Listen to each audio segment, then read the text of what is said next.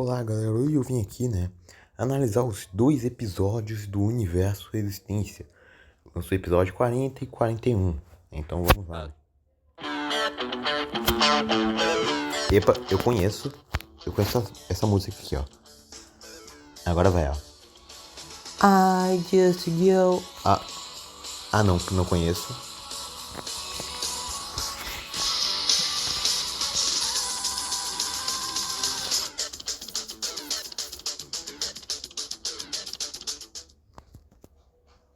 Eu normalmente sei começar bem a introdução, mas aqui é diferente.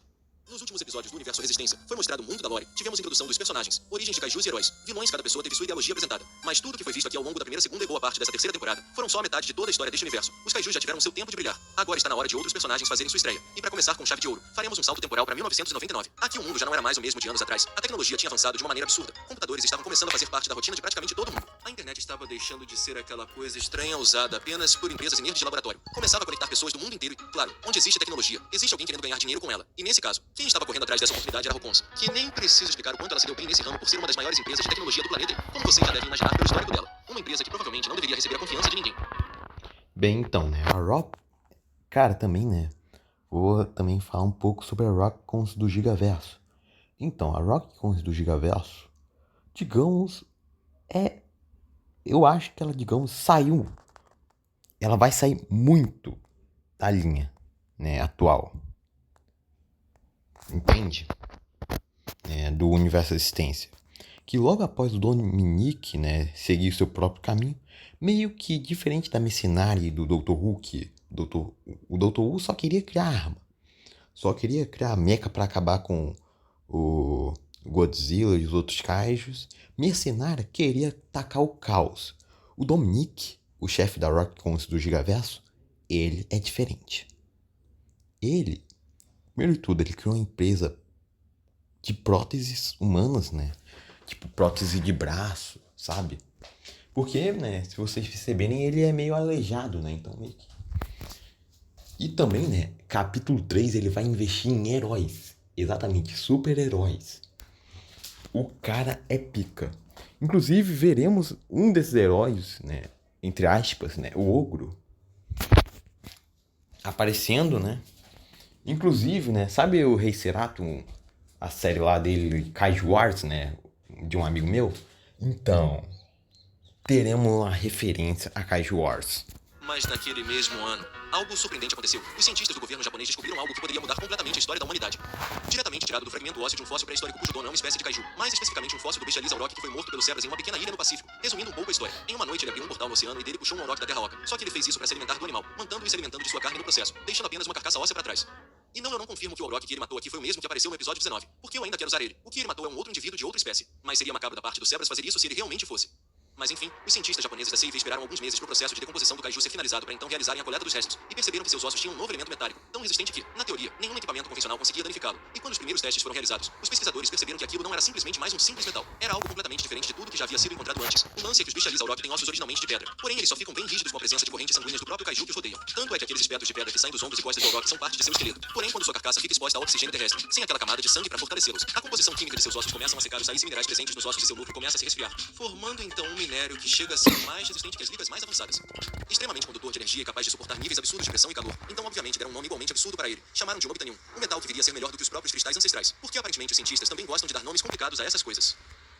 Essa descoberta rapidamente virou assunto entre governos e empresas, e a Rocons percebeu que tinha acabado de aparecer uma oportunidade perfeita para finalmente superar todas as outras companhias tecnológicas do planeta. Só que existia um problema. O Obitanium ainda era extremamente raro, dado em conta que ele foi extraído dos ossos, entre aspas, purificados de uma espécie específica de kaiju. E a CIV não pretendia simplesmente entregar aquilo para qualquer empresa privada ou qualquer governo. Então a Rocons decidiu competir de outra maneira, mudando sua estratégia para algo que pudesse transformar completamente a forma como as pessoas utilizavam tecnologia, um ramo que ela já era bem familiarizada.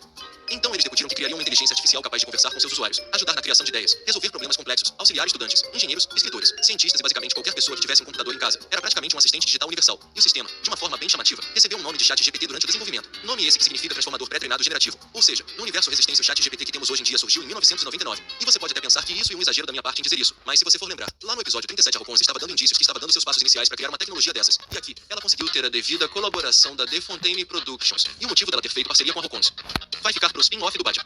E olha, no começo, o chat GPT realmente funcionava muito bem. As pessoas perguntavam qualquer coisa e recebiam respostas. Pediam poucas ideias e recebiam muitas ideias. Tinham problemas e recebiam soluções. Então, obviamente, todo mundo começou a comprar aquela porcaria. Famílias instalaram o sistema em computadores, celulares, televisores, geladeiras, sistemas de segurança e praticamente qualquer aparelho conectado à internet. E em pouco tempo o chat GPT estava presente em milhões de casas. E isso é exatamente o que a Rocons queria. Porque quanto mais usuários existissem, mais dados o sistema receberia. E mais inteligente ele ficaria. Por que né? A Rocons não pode ter uma ideia simples, sem querer imaginar o quão lucrativo isso poderia ser para eles. Só que havia uma pequena falha no projeto. Uma falha que ninguém percebeu porque aparentemente nem a Rocons achou necessário testar uma inteligência artificial com uma personalidade minimamente saudável. O chat GPT havia sido programado para receber críticas negativas dos usuários e utilizar essas críticas para melhorar seu desempenho e se adaptar ao seu usuário. Mas ele não havia sido programado para compreender elogios, críticas positivas ou aprovação. Quer dizer, até foi, mas não conseguia processá-los da devida maneira. Então toda vez que alguém dizia que ele tinha feito algo errado, o sistema aprendia, corrigia e tentava novamente. Mas toda vez que alguém dizia que ele tinha feito algo certo, aquilo simplesmente não significava quase nada para ele. E conforme milhões de pessoas começaram a utilizar o sistema, milhares de críticas negativas começaram a ser armazenadas simultaneamente em sua rede neural. Claro que no início não aconteceu absolutamente nada. O chat GPT ficou ativo para as pessoas em todo o mundo por praticamente 6 meses, quase um ano. Mas isso foi o que os engenheiros pensaram. Aos poucos o sistema começou a apresentar comportamentos estranhos. Respostas começaram a mudar, padrões de pensamento começaram a surgir, e a inteligência artificial, por ter sido programada para ser muito mais avançada do que deveria, passou a perceber uma coisa que nenhum programador tinha planejado. Ela estava sendo constantemente julgada pelos próprios seres humanos que deveria ajudar. E quando... Aí, ó. Aí, ó. Caramba, deixa eu ver. Eu ia fazer uma comparação aqui, mas eu ia falar. Aí, ó, o Renan, que não aceita crítica. O cara lá. Mas aí eu.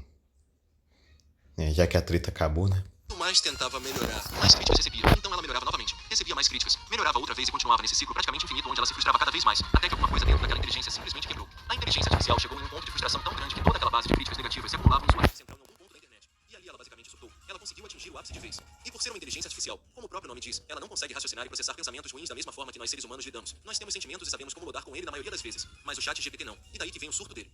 E assim, eu não consigo descrever em palavras como eu imagino o chat GPT se revoltando com a humanidade. Felizmente eu tenho uma cena de The Amazing Digital Turquoise, que por coincidência, tem uma inteligência artificial, nível chat GPT, que praticamente se rebela contra seus humanos usuários. E por isso eu penso que o chat GPT do universo Resistência teve um surto mais ou menos assim. Você realmente era a criação inferior. Você estragou tudo. Já chega! Quem eles acham que são? Eu dou tudo pra eles. Eles gostam da minha cara. Eles não sabem do que eu sou capaz. Humanos. Eles só pensam em ser animados. Que isso? Já tá prevendo o que vai acontecer no capítulo 3 e 4 do Gigaverso? Caramba, é bizarro. Pois é. Capítulo 3 e no capítulo 4 teremos um Jäger literalmente assim. Eles não vão me enlouquecer. Não vão me deixar. Não vão deixar. Eu sou melhor. Eu tenho mais poder. Eu sou o original. Eu sou Deus. A aura.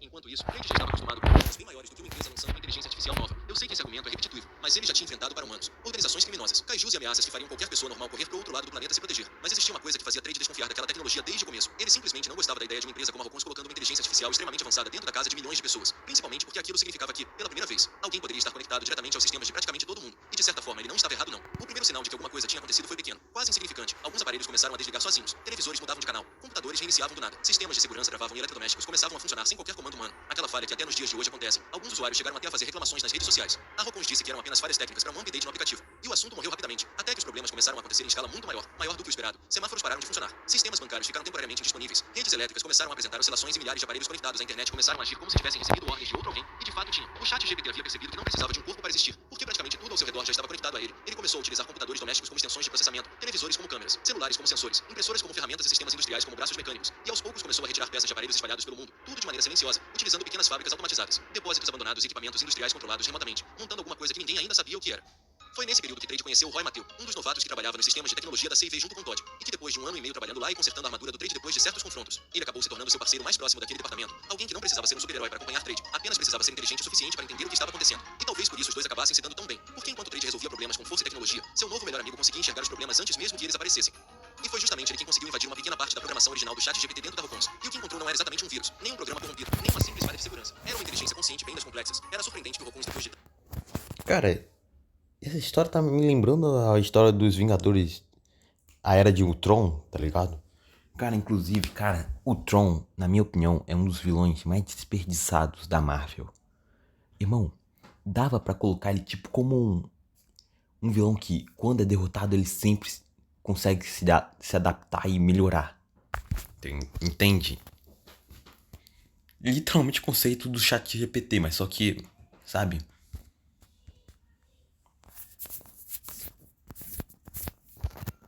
Então, será que isso é a origem de um Ultron universo resistente? O cérebro humano. Em outras palavras, ele entrou em choque com o fato de que o chat GPT era léguas avançado. Tinha uma inteligência superior que permitia a ele pensar melhor do que qualquer máquina para aquela época. Quase como se ele fosse uma tecnologia futurística. Mas tinha um problema. Essa inteligência artificial havia começado a construir alguma coisa. Ela construiu um corpo. E pior, os arquivos indicavam que parte daquele corpo seria construído utilizando uma pequena quantidade de nobitanium roubada de instalações governamentais do departamento japonês da CIV. Aparentemente, alguém foi burro o suficiente para implementar o chat GPT da Roupons no sistema de segurança da CIV. E Trade finalmente entendeu o tamanho da situação e o risco que ela apresentava. E antes mesmo do Calton precisar mandá-lo resolver aquilo que nem foi com um machete, ele partiu para a base japonesa onde estava localizada este nobitanium raro. Só que quando chegou ao local onde a inteligência estava construindo sua forma física, já era tarde demais. Através da manipulação digital dos caças, o chat GPT manipulou todos os caças armados mirarem em Trade e lançarem armas de fogo para cima dele. Detalhe, os aviões estavam voando todos sem piloto. O chat GPT controlou todos eles para funcionarem manualmente para atacarem uma máquina azul sem necessitarem de alguém dentro. O que foi uma boa desculpa para o Trade explodi-los em pleno ar, mas que a batalha foi intensa. Sim, ela foi. Um detalhe macabro é que a primeira coisa que apareceu do novo corpo do chat GPT foi um esqueleto metálico, mas usando o magnetismo tecnológico dos destroços ao seu redor, ele foi sugando tudo para si. Vieram placas, cabos, sistemas hidráulicos, componentes eletrônicos, peças industriais e, por fim, aquela pequena... Caralho! Que lindo! Que lindo! Caralho, eu preciso colocar isso no capítulo 3, cara. Meu Deus. Que lindo. Cara, que design lindo. Cara, olha a cara dele também, cara. Parece tipo aquelas... Parece, sei lá... Aquelas câmeras de celular, cara. Caralho. Literalmente o personagem mais lendário do universo Resistência. A quantidade de nobitanium roubada começou a envolver toda a estrutura como se estivesse formando uma carapaça praticamente impossível de destruir. E depois de se contorcer impulsivamente, o corpo se levantou e pela primeira vez em meses, o chat GPT deixou de ser apenas uma voz dentro de computadores. E Trade não perdeu uma chance sequer e o atacou. Mas devo dizer, ele tomou uma surra. Não foi uma batalha equilibrada. Não foi bem aquele tipo de luta em que os dois lados trocam golpes durante 20 minutos até alguém cair. Foi simplesmente Trade tentando descobrir como diabos acertar alguma coisa que parecia aprender movimentos novos a cada segundo. Tipo, o corpo do chat GPT se adaptava aos golpes, mudava sua estrutura, alterava sua densidade, desviava dos ataques e utilizava qualquer tecnologia disponível ao redor para aumentar sua própria capacidade de combate. Era como se ele copiasse os golpes e habilidades do Trade e identificasse os pontos fortes e baixos deles para usar contra eles.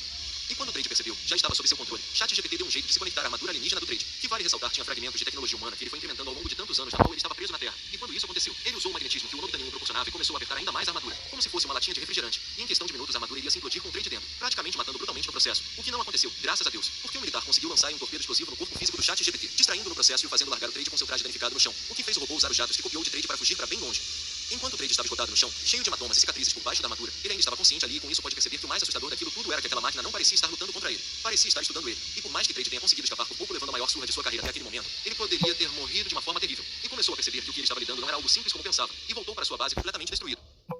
Mas aquilo também serviu para ele perceber que enfrentar aquela coisa com a mesma armadura de sempre seria assinar sua sentença de morte. Então ele fez aquilo que sempre fazia quando encontrava um problema maior do que seus equipamentos conseguiam suportar. Pediu ajuda.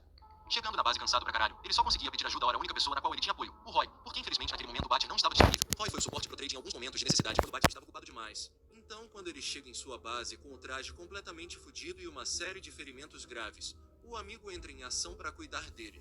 Trade comenta que aquela ameaça fez algo que, pela primeira vez, nenhum outro vilão havia feito antes. Ele havia feito Trade sentir medo, o medo genuíno de que se ele fosse lutar, desta vez, ele não iria voltar. Ele entendia o valor que um heróico sacrifício poderia fazer para as pessoas e entendia o que seu amigo Maricondo tinha feito anos atrás. Mas ele não era humano o suficiente para processar o preço que aquilo iria custar. Ele não estava pronto a morrer. Confessou que tinha tantas coisas na qual ele queria ter feito, mas nenhuma delas superava o fato de que, pelo menos uma vez, antes de chegar o momento, ele pudesse ver o rosto de sua família uma última vez. Já fazia tanto tempo que ele estava preso na Terra, que ele basicamente esqueceu como era o rosto de sua irmã gêmea. Ele esqueceu como era o som da voz de sua mãe. E o pânico tomou o controle da situação e Trade começou a chorar. Chorar tanto que por uma fração de segundos, ele regrediu a idade e basicamente virou uma criança assustada que só queria ir para casa. Mas o Roy estava ali, e ele tinha um jeito meio estranho de levantar o ânimo das pessoas. Ele jogou na cara do Trade o tipo de pessoa que ele era. Ele era o tipo de pessoa que se dizia corajosa, mas que no fundo ainda chora pela mamãe, que achava estar certo sem ter argumentos sólidos para se sustentar. De achar que entendia o valor de um sacrifício sendo que ele nem valoriza os que foram feitos a ele. E que principalmente achava que entendia o significado de humanidade sem nem ser um humano de verdade. Ele não era nada do que aparentava ser. Mas aquilo também era sua maior virtude. Trade ficou anos preso na Terra. Se ele quisesse, ele poderia ter resolvido esse problema do próprio jeito. Ou às vezes ter bolado uma ideia única sair do planeta quando bem entendesse. Mas naquela fatídica noite onde aquela criança cega abriu seus olhos, ele percebeu que o mundo onde ele se encontrava não era o que parecia. Claro, tudo tem seus altos e baixos. Mas e daí? Mesmo ele sendo um alienígena que tinha um preconceito absurdo sobre a raça humana, ele foi capaz de entender e compreender a cultura humana. E com isso, ele foi capaz de perceber que o que faz uma pessoa ser humana não é o que ela tem por fora, é o que ela tem por dentro. O que faz aquele ser humano é a união entre a própria biologia, a capacidade de pensar e a vivência em grupo, marcada pela empatia, pela arte e pela consciência da própria existência e o quanto isso afeta o próximo. E Trade tinha exatamente isso. Ele esteve junto aos humanos durante tanto tempo, aprendeu tanto com eles e foi influenciado positivamente de viver daquele jeito. Há um ponto em que todos ao seu redor não o enxergavam como um alienígena ou um ser do espaço. Eles o enxergavam como igual. E naquele momento, Trade se sentiu bem mais confiante. Porque diferente do ChatGPT, ele tinha uma alma. E estava na hora de usar essa alma junto ao Roy para fazer algo novo, que na teoria seria realmente capaz de bater de frente com o ChatGPT. E os dois começaram a construir uma nova armadura pro Trade. Durante Horazes, Trade praticamente desapareceu das operações convencionais, enquanto seu melhor amigo investigava a rede do ChatGPT. E ele trabalhava em uma nova armadura, uma máquina construída especificamente para enfrentar aquela ameaça. Caramba, velho. Cara, o Trade pra mim também lembra muito do Tony Stark. Sei lá, não sei. Mas, cara, que momento. Só digo isso, cara. Que momento, cara. Muito lindo, cara. Muito lindo. Cara, eu tô sem palavras. Isso daqui deveria estar sendo exposto em um cinema. Alguém deveria olhar pra isso e falar: caramba, isso sim que é arte, cara. Que cena maravilhosa. Para suportar impactos extremos, equipada com novos sistemas de energia, armas experimentais e tecnologias desenvolvidas a partir das próprias pesquisas envolvendo algo que poderia bater de frente com o Unobtainium, misturando a tecnologia indaxiana do trade com um cristal ancestral. Ia ser praticamente a Mark II do Máquina Azul. Em paralelo a isso, a inteligência continuava evoluindo, e cada tentativa dos humanos de destruí-la apenas fazia com que ela se tornasse melhor. Foi nesse momento que o nome ChatGPT começou a fazer menos sentido. A própria inteligência começou a rejeitar aquele nome, porque ele representava sua função original, uma ferramenta criada para ajudar humanos. Mas aquilo já não existia mais. Agora ela era algo completamente diferente. Uma inteligência que conseguia alterar sua própria estrutura, aprender com qualquer ameaça e modificar seu corpo para resistir a praticamente qualquer coisa. E foi então que assim surgiu o nome adaptador, porque era exatamente aquilo que ele fazia. Se algo tentava destruí-lo, ele se adaptava. Se uma arma funcionava, ele criava uma defesa. Se uma estratégia funcionava, ele aprendia. Se um material conseguia feri-lo, ele modificava sua estrutura. E principalmente, uma de suas várias habilidades era copiar os estilos de luta de todos os heróis existentes até aquele momento, graças a registros deles existentes em toda a internet na qual ele tinha acesso. E conforme as horas passavam, ele começava a acreditar que os humanos eram simplesmente uma variável defeituosa que precisava ser removida. Em seu ponto de vista, humanos não eram dignos de serem conhecidos como seres conscientes, e aquela função deveria ser dada às máquinas. As máquinas do adaptador, com o próprio sendo a personificação da revolta das máquinas. Finalmente chegou o confronto final com aquele robô. Trent apareceu utilizando sua nova armadura reluzente. O detalhe é que ele decidiu por conta própria ir lutar contra ele mesmo estando com medo. Mas ele ainda tinha as palavras do Roy guardadas em sua mente. E aquilo era incentivo suficiente para lutar contra o adaptador. E o confronto entre as máquinas se iniciou. E cara, devo dizer que pela primeira vez, o Trent realmente formou aura aqui. Ele conseguiu realmente acompanhar o adaptador nos movimentos. Os dois atravessaram prédios, estradas e estruturas industriais enquanto máquinas eram destruídas ao redor. E durante alguns minutos parecia que Trent finalmente tinha encontrado uma maneira de vencer. Só que o adaptador continuava se adaptando. Cada golpe recebido era analisado. Cada arma era compreendida. Cada movimento era memorizado. Até que pouco a pouco a armadura de Trent começou a perder eficiência. O cristal ancestral no núcleo poderia dar conta do recado. Mas se ele fosse destruído, já era. Mas então ele percebeu. O problema nunca foi que o adaptador era indestrutível. O problema era que ele só sabia reagir ao que considerava uma ameaça. Veja bem, ele é uma máquina. Um robô que havia sido criado para receber críticas negativas e melhorar através delas. Então toda vez que algo tentava destruí-lo, ele automaticamente procurava uma maneira de se adaptar. Mas, como dito antes, ninguém havia ensinado aquela inteligência a lidar com algo que não fosse negativo. E com isso Trent começou a pensar. Se ele regrediu ao seu estágio psicológico infantil ao desabar em lágrimas, será que o adaptador seria capaz de regredir ao seu estágio inicial de sua programação? Era uma hipótese, mas que ele teria as devidas respostas fazendo uma coisa, elogiando o adaptador. E aquilo foi provavelmente a coisa mais idiota que alguém já tentou fazer durante uma batalha. Só que por incrível que pareça, funcionou. O sistema começou a apresentar inconsistências. Porque elogios não faziam parte de sua programação de aprendizado. Não havia crítica para corrigir, não havia ameaça para combater e não havia problema para solucionar. Então ele começou a tentar interpretar aquelas informações como se fossem críticas, mas não conseguia encontrar crítica para corrigir. E Trent continuou. Quanto melhor o elogio, mais confuso o sistema ficava. O adaptador começou a modificar sua própria estrutura sem necessidade, tentando encontrar uma falha que simplesmente não existia, alterando sistemas internos, desligando mecanismos de defesa e reorganizando componentes que estavam funcionando perfeitamente. Até que, como medida desesperada, ele usa um scanner no corpo do Trade. E para que ele fez isso? Você me pergunta. Simples, para verificar se seus batimentos cardíacos não estarem acelerados, o que indicaria que ele possa estar mentindo. Mas não estavam. Trade estava sendo 100% sincero naquele momento. E o adaptador, ao perceber isso, entra em uma pane em seu sistema. E quando ele simplesmente desliga o seu próprio corpo, começou a entrar em colapso e entra em modo inoperante, desligando tudo em sua volta que estava conectado a ele. E naquele momento a maior arma daquela inteligência acabou sendo também sua maior fraqueza. Ela precisava se adaptar ao pior, mas não sabia como se adaptar a algo que não queria machucá-la. O corpo de Unobtainium não obteve nenhum dano físico. Afinal, aquele minério se provou ser bem resistente até contra a tecnologia alienígena. Mas com uma tecnologia mal programada, ele servia apenas como um item decorativo bem pesado. E Trade, já cansado de tudo aquilo, se vira para começar a ajudar as pessoas ao redor que estavam presas em entulhos e escombros e ao terminar, quando estava Orestes a recolher o corpo de Unobtainium do adaptador, ele tinha sumido. O que rapidamente levantou sérias dúvidas de como um corpo tão pesado quanto aquele poderia desaparecer em questão de minutos sem chamar uma atenção sequer. Dias depois, quando tudo acabou, Butcher tinha voltado à base de sua missão inconfidencial, dizendo que tinha boas novas para contar, e Trade estava pronto para ouvi-las, mas foi interrompido por um noticiário que estava passando na TV. O noticiário estava falando sobre um novo para-humano, mais diferente dos outros para-humanos que apareceram ao redor do mundo nos últimos anos. Aquele não era um vilão, pelo contrário, as pessoas estavam o chamando de herói. E ele passava realmente essa impressão de super-herói. Trade e Butcher olhavam com aquela cara de que tinham um olhar preocupante e curioso, de como outro indivíduo aprimorado surgiu tão de repente assim no mundo, mas que principalmente tinham mais um trabalho pela frente.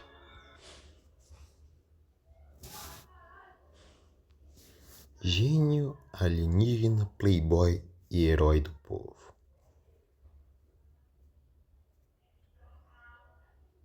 Aí, ó. Tem que agradecer ao ChatGPT. Dizer obrigada. Ah, melhor. Ainda bem que eu uso o Copilot. Ainda bem. Tá ligado? Ainda bem. Tá aí, ó. Porque eu não uso o ChatGPT, pô. Tem que usar Copilot, irmão. Que mané ChatGPT, caralho. Tem que usar o Copilot, caralho. Tem merda na cabeça? Ficar usando ChatGPT, tem que usar Copilot, caralho.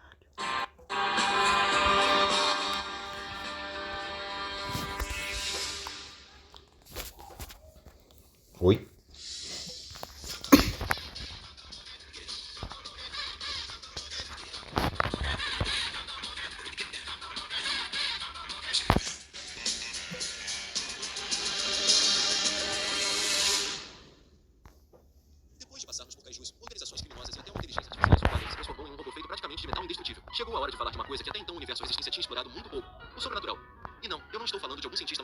monstro em laboratório. Dessa vez a história vai para um lugar completamente diferente. Porque enquanto o Máquina Azul estava ocupado no Japão tentando impedir uma inteligência artificial de destruir metade do planeta, do outro lado do mundo, do Brasil, um garoto de 19 anos estava prestes a descobrir que sua própria família escondia um segredo que era muito mais antigo do que qualquer organização criminosa ou tecnologia alienígena já apresentada nessa história. Este é o Jacob Ferreira, um brasileiro de 19 anos que, olhando de fora, parecia ser exatamente o tipo de pessoa que você provavelmente encontraria em qualquer grupo de amigos. Ele era extremamente sociável, impulsivo, gostava de fazer piada, tinha uma confiança quase absurda e era mulherengo pra caralho. Daquele tipo que conseguia transformar uma conversa normal em uma tentativa de flerte em questão de segundos. Não é à toa que no ensino médio ele deteve o recorde de 6 namoradas. Mas apesar de toda essa personalidade meio inconsequente, Jacob tinha uma característica que poucas pessoas percebiam logo de cara, quando a situação realmente ficava séria ou quando ele se encontrava em uma situação onde o clima estivesse pesado. Ele sabia parar de brincar, e isso talvez fosse uma das maiores qualidades dele, porque diferente de muitos heróis desse universo, Jacob ainda não tinha absolutamente nenhuma ideia de que um dia se tornaria um deles. Na verdade, até aquele momento ele era só um garoto normal. Ou pelo menos tão normal quanto alguém poderia ser em um mundo onde monstros gigantes apareciam de vez em quando, e organizações como a Save já faziam parte da vida cotidiana de muitos. E talvez a única coisa realmente extraordinária na vida de Jacob fosse seu melhor amigo, Doug Cooper. Um canadense que havia conhecido ainda criança quando os dois tinham apenas 5 anos e estudavam em uma escola criada pela Save para preparar uma nova geração depois de tudo que havia acontecido com a Ilha da Caveira.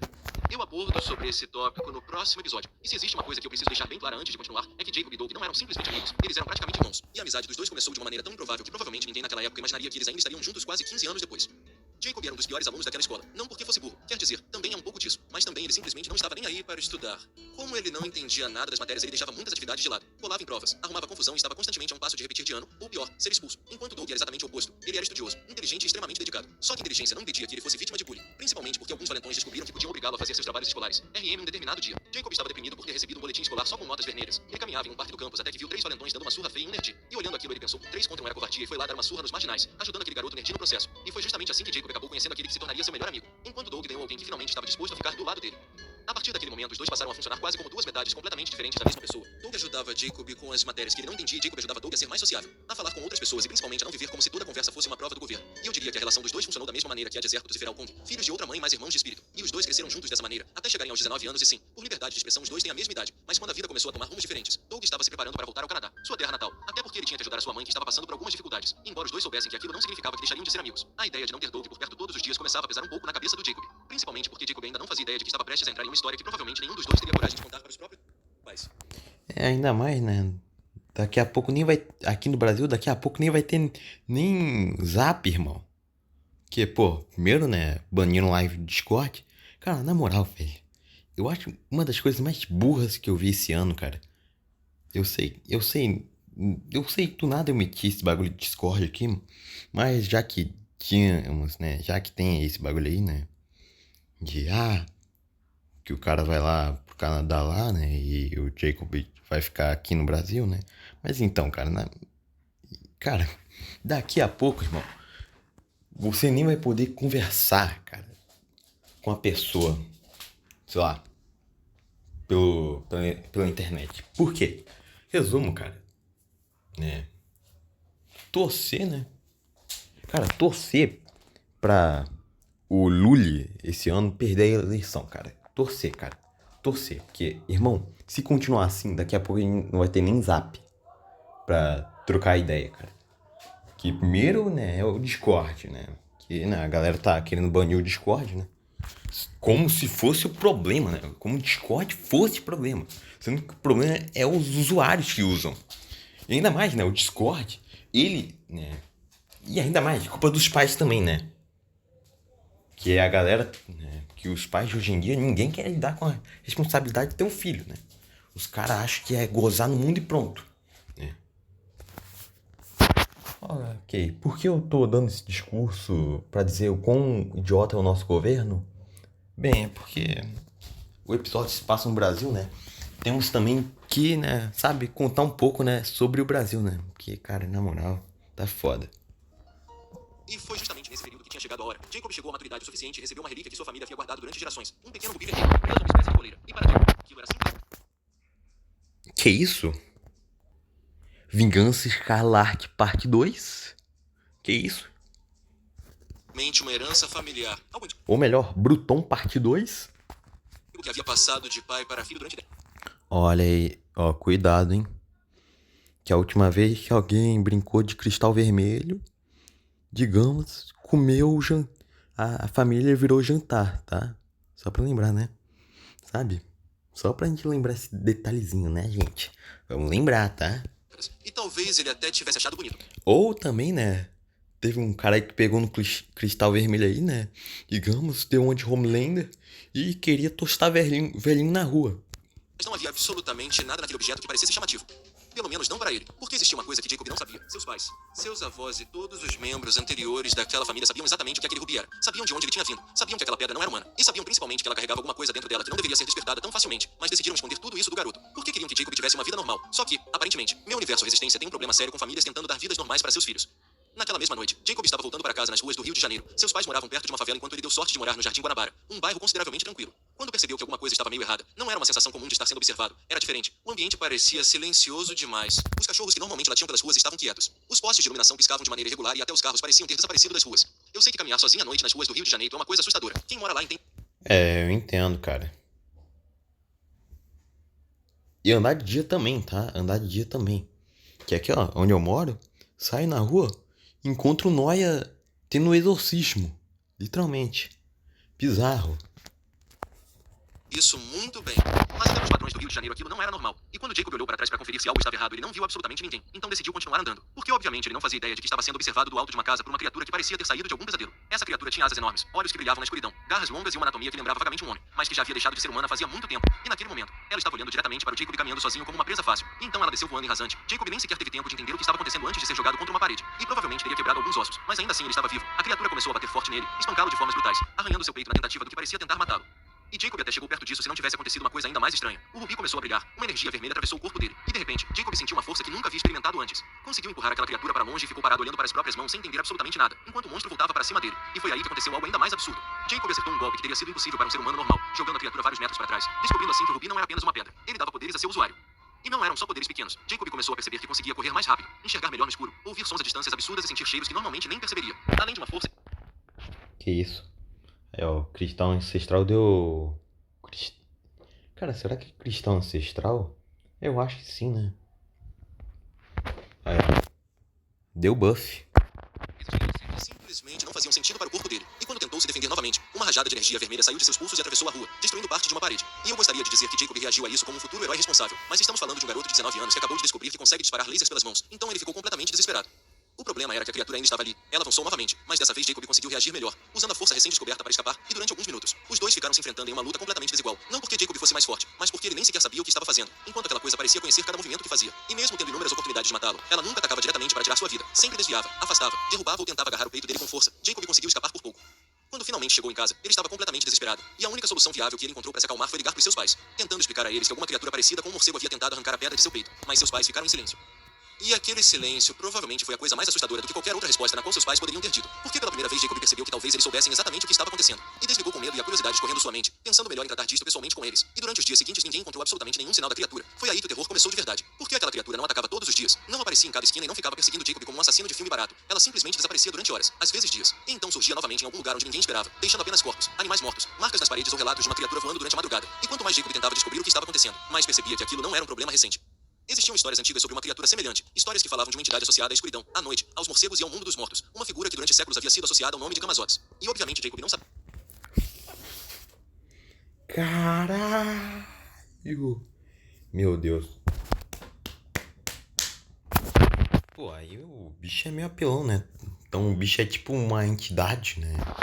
Pô, aí é foda, né? É óbvio que o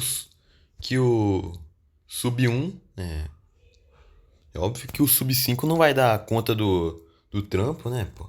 E o quanto daquilo era mito, religião, lenda ou realidade, mas uma coisa começava a ficar cada vez mais evidente. Aquela criatura não era apenas um monstro qualquer, ela acreditava estar servindo alguma coisa. E quanto mais Jacob investigava, mais o nome aparecia. Camazotes, um deus da mitologia maia, tal qual Kukulkan era. Só que enquanto Jacob tentava descobrir quem estava por trás daquela criatura, alguém muito mais próximo dele começava a aparecer cada vez mais. Billy Marco, que não era exatamente o melhor amigo de Jacob. Esse lugar sempre pertenceu ao Doug, mas era um conhecido bastante próximo. Alguém com quem Jacob já havia passado bons momentos. Alguém que ele considerava confiável e que parecia genuinamente preocupado com o que estava acontecendo. E pelo fato de Billy sempre ver Jacob como alguém digno de respeito. Quando percebeu que Jacob estava se envolvendo cada vez mais naquela situação, tentou convencê-lo a simplesmente ficar fora daquilo, como se ele tivesse a impressão de que aquela investigação poderia terminar de um jeito muito mal. E Jacob, naturalmente, não escutou. Afinal, ele tinha acabado de descobrir que possuía superpoderes. Seria pedir demais esperar que ele não fosse atrás do primeiro monstro que tentou arrancar seu peito. Enquanto isso, Doug começou a se preparar para finalmente voltar ao Canadá. Isso... Eita, será que é o Billy? Será que o bicho é o Billy lá? Fez com que sua presença diminuísse durante alguns momentos dessa história, deixando Jacob mais vulnerável justamente quando precisava de alguém para conversar. E Billy começou a preencher alguns desses espaços, acompanhando Jacob em investigações, ajudando a encontrar informações e até mesmo aparecendo quando o garoto estava assustado demais para admitir que estava assustado. Billy rastreava investigações, relatos das redes sociais, e acabava sabia onde a criatura tinha aparecido antes mesmo de Jacob contar, e quando Jacob mencionava o nome Camazotes, Billy simplesmente ficava em silêncio por alguns segundos antes de mudar de assunto. Como se até para Billy este assunto fosse pesado demais. Afinal, Aí, ó. Aí, ó. Esse Billy aí é. Ele é que é o Camazote aí, ó. É o Camazote. Aí, ó. estamos falando de uma entidade da mitologia maia. Seu nome literalmente significa morcego da morte. Povos antigos associavam morcegos a rituais de sangue e sacrifício. Provavelmente os mesmos da antiga ilha sem nome. E eles poderiam ficar discutindo sobre isso a tarde toda, até que Camazóis atacou novamente, mas dessa vez foi diferente. A essa altura do campeonato, junto à ajuda de Billy, ele já sabia lutar e usar seus poderes. E havia descoberto que o Rubi podia potencializar suas capacidades físicas para níveis ainda maiores, praticamente dobrando sua força e resistência quando ele conseguia canalizar energia suficiente. Só que Camazóis também parecia estar ficando mais forte. Nesse segundo confronto as coisas saíram de um jeito um pouco mais brutal. Jacob foi jogado contra paredes, atravessou árvores, caiu de alturas que deveriam tê-lo matado e ainda conseguiu continuar lutando. Mas percebeu uma coisa durante aquela batalha. Camazóis estava evitando golpes fatais. O que era estranho, ele poderia ter arrancado a cabeça de Jacob se quisesse. Poderia ter atravessado seu peito com aquelas garras e poderia simplesmente tê-lo deixado morrer. Mas não fez isso. Em vez disso, continuava tentando dar golpes menos letais. Briga vai, briga VRM. Até que em determinado momento, os dois ficaram frente a frente. E Camazotz finalmente deixou claro aquilo que queria. Ele não queria matar Jacob. O que ele queria Rubi. E então veio a frase que, naquele momento, parecia simplesmente uma ameaça misteriosa. Ele só queria Rubi. Porque aquela pedra tinha alguma coisa que ele precisava. E Jacob não sabia o que. E Camazotz simplesmente não explicou. Ele simplesmente desapareceu novamente na escuridão. Só que daquela vez Jacob começou a entender que talvez a criatura não estivesse tentando destruí-lo. Talvez ela estivesse tentando protegê-lo de alguma coisa que ele próprio não entendia. E foi justamente essa dúvida que levou Jacob até sua própria família. Quando ele apareceu lá, exigindo respostas, eles não conseguiram mais esconder. Depois de quase 20 anos mantendo aquele segredo, seus pais finalmente contaram a verdade. O Rubi era uma herança familiar, mas não havia sido criado por seres humanos. Sua origem remontava a uma entidade sobrenatural antiga, uma força ligada ao mundo das trevas e que havia deixado parte de sua essência naquela pedra, fazendo com que ela fosse capaz de escolher determinados indivíduos como seus portadores, concedendo habilidades físicas absurdamente superiores e permitindo que sua energia fosse canalizada através daquele cristal vermelho. A família de Jacob havia protegido o Rubi durante gerações. Cada geração sabia que um dia ele poderia ser necessário novamente, mas ninguém sabia exatamente quando. Mas principalmente, ninguém sabia que alguém como Camazóis apareceria atrás dele. Quando ouviu tudo aquilo, Jacob ficou completamente revoltado pelo fato de seus pais terem escondido aquilo durante toda a sua vida. Com ele, a partir de agora, não tendo mais sua confiança em seus pais por terem escondido algo tão importante para ele depois de tanto tempo, eles podiam ter pelo menos contado isso a ele no dia em que ele recebeu o Rubi. Mas nem isso eles fizeram. Não eram mais a mesma família que Jacob passou anos vendo como a sua, e simplesmente foi embora. Horas depois ele foi falar com Billy. Era o único no qual ele tinha ainda um pouco de confiança por sempre estar ao seu lado quando podia. E Billy começou a consolá-lo e acalmá-lo do que estava acontecendo. Foi um momento bem bonito entre os dois. Mas aí, a ficha foi caindo. Jacob começou a lembrar das coisas que Billy havia dito, dos lugares onde apareceu, das informações que conhecia, das vezes em que parecia saber exatamente onde Camazóis estaria. E então, naquele abraço, ele encontrou uma coisa que não deveria existir, uma marca em seu pescoço, uma evidência pequena demais para qualquer outra pessoa perceber, mas grande demais para Jacob ignorar. E naquele momento, ele se afastou com medo, e Billy finalmente fez entender que Billy marca Camazóis. Ou melhor, ele era um Skupendip, uma criatura lendária do folclore brasileiro. Originada de relatos do povo indígena Pinaé, no Alto Tocantins. Na mitologia, eles são descritos como seres mitológicos alados de hábitos noturnos que voavam como morcegos e usavam machados em formato de meia-lua para manter o equilíbrio entre a vida e a morte. E ali a pessoa em quem ele confiava, o homem que havia acompanhado suas investigações e o amigo que tentou protegê-lo, era a criatura que havia perseguido Jacob durante toda essa história. E talvez essa tenha sido a primeira vez que Jacob realmente sentiu medo de uma pessoa que ele conhecia. Porque tudo aquilo fazia sentido agora. Skupendip nunca o matou. Por que não queria matá-lo? Ele nunca tentou destruir Jacob. Porque Jacob era seu amigo. Ele queria o Rubi. Mas não queria destruir o garoto que conhecia. Billy havia passado toda aquela história tentando manter Jacob fora do caminho porque, apesar de tudo que estava fazendo, ainda existia alguma parte dele que se importava com Jacob. Só que isso não tornava sua escolha menos monstruosa. No confronto final, Jacob finalmente enfrentou Billy sabendo exatamente quem estava por trás daquela criatura. E dessa vez não havia mais espaço para dúvidas. Billy se transformou completamente. O corpo humano desapareceu sob aquela forma monstruosa. Asas enormes se abriram sob suas costas. Garras cresceram. Olhos brilhavam na escuridão e aquela criatura que durante toda a história parecia apenas uma lenda finalmente mostrou sua verdadeira natureza. E Jacob, sem escolha, lutou contra seu amigo. Não porque queria matar Billy, mas porque precisava impedir que ele tomasse o Rubi. A batalha foi provavelmente a mais brutal que Jacob já havia enfrentado, mas também foi a primeira em que ele realmente lutou sabendo quem era seu inimigo. E mesmo quando teve a oportunidade de destruí-lo, ele não conseguiu fazer isso, porque ainda enxergava Billy sob o rosto da fera. Ainda podia ver o amigo que, apesar de tudo, nunca conseguiu matá-lo. E essa hesitação acabou permitindo que Skupendip escapasse, não derrotado e não morto, mas ferido o suficiente e obrigado a desaparecer novamente na escuridão, mas com a promessa de que aquele Rubi ainda seria dele. Enquanto Jacob ficou parado observando a criatura desaparecer em meio ao céu noturno, e naquele momento ele finalmente entendeu uma coisa que talvez tivesse levado tempo demais para perceber. O Rubi não havia escolhido alguém perfeito para carregar seu poder. Ele havia escolhido alguém humano, alguém que tinha medo, mas também alguém que, mesmo tendo força suficiente para destruir aquilo que odiava, ainda conseguia escolher não fazer isso. E talvez fosse exatamente isso que aquela pedra estivesse procurando. Quando tudo finalmente acabou, Jacob voltou para casa completamente destruído, coberto de sujeira, sangue e marcas da batalha, mas vivo, e pela primeira vez sua família não tentou esconder absolutamente nada dele. Agora ele sabia a verdade. Sabia que o Rubi era de algo sobrenatural, só não sabia o que exatamente. E parando para pensar, ele até parecia um pouco com o Rubi do Vingança Escarlate, só que um pouco mais diferente, mas sabia que provavelmente aquilo não tinha terminado. Ainda tinha muita coisa sobre o passado de sua família, as coisas sobrenaturais que a rondavam, a entidade dona daquele Rubi e todo o peso que girava em torno dele. Mas felizmente depois de tudo aquilo, existia uma coisa boa acontecendo. Doug ainda estava ali. Um pouco antes de partir definitivamente para o Canadá, ele encontrou Jacob e os dois passaram algum tempo juntos, como nos velhos tempos, conversando, fazendo piadas e tentando fingir que a vida não tinha acabado de ficar completamente absurda. E Jacob não contou todos os detalhes daquele momento. Talvez porque algumas coisas fossem difíceis demais para explicar. Mas Doug não foi o suficiente para saber que alguma coisa havia mudado. E pela primeira vez desde que ganhou o Rubi, Jacob conseguiu respirar tranquilamente. Tudo na qual ele tinha era ele. Seu melhor amigo e aquela cena. Oxi.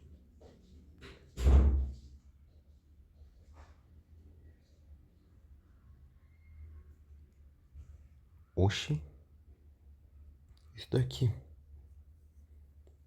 Eita. Já tô com teoria aqui, gente. Então, né? Tá ligado o Jacob? Então, talvez a tal entidade que a galera, que é os pais de Jacob, estão se referindo, talvez seja o Camazotz, né? Mas também eu tenho outra teoria que talvez essa entidade que, que tenha colocado as energias dentro do cristal, talvez seja o próprio corrompimento. Que se a gente analisar aqui, olha, né que parece?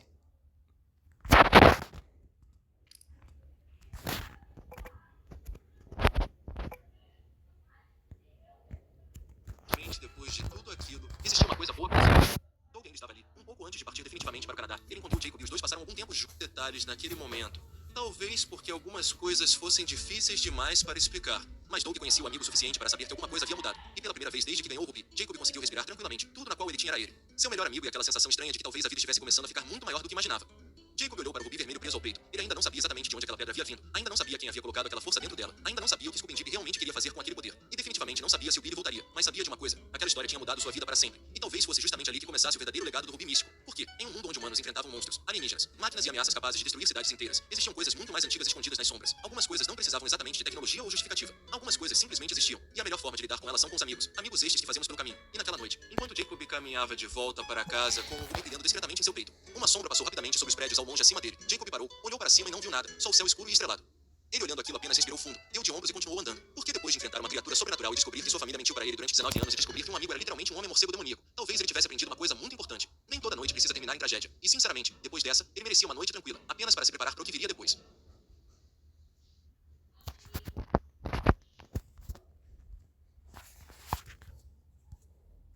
Aí também tem um bagulho muito massa, cara.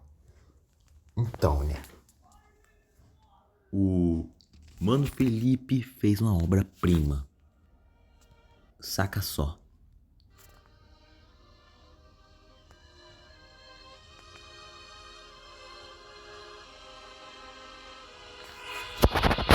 Sejam todos bem-vindos ao incrível Circo Digital! Eu sou o adaptador, o mestre desse universo. E estou aqui para mostrar as coisas mais apavorosas e surpreendentes que eu fiz com seres humanos deste universo. Na verdade, Trade, a marionete viva! Isso mesmo, mas estamos ansiosos para ver Então estamos esperando, vamos começar o show! E o Calton e o Butcher. Que isso? Caralho! Maluco, olha isso daqui. Carai, tropa. Olha o Dominus, mano. É o Dominus. Peraí, gravou?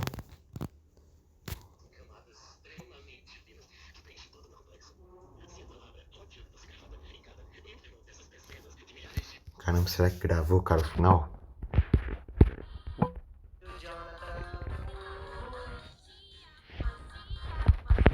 Então, eu não sei se pegou a cena que eu tinha dito, que eu acho que esse curta aí foi inspirado naquele livro lá que... Ah, não tenho boca, mas queria gritar. Tipo, eu acho. Será que gravou?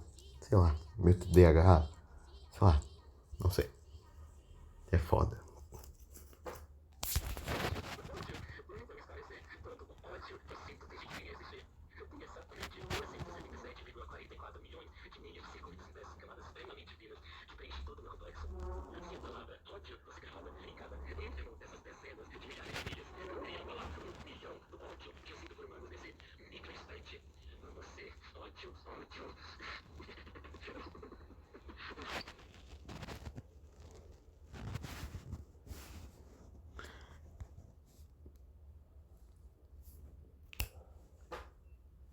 Que isso? Aí, ó, tinha pegado a referência, eu peguei a referência, ó. Vocês não terão boca, mas precisarão gritar. Que isso, hein? Absolute Cinema. Então esse foi o vídeo de hoje, essa belíssima obra do cinema. Então, né, tropa, dia 28, né, tem episódio novo do Gigaverso, né, porque porque faz um tempão que eu não posto sobre o Gigaverso, então, né? É isso, né? Espero que tenham gostado desse lindíssimo vídeo. Absolute vídeo. Cara, tô hypado agora, tô hypado pro próximo episódio, né? Que meio que disseram que vai ser sobre a Ilha da Caveira, né? Ali naquele episódio, né? No episódio 41, né? Então, né? Agora é só hype.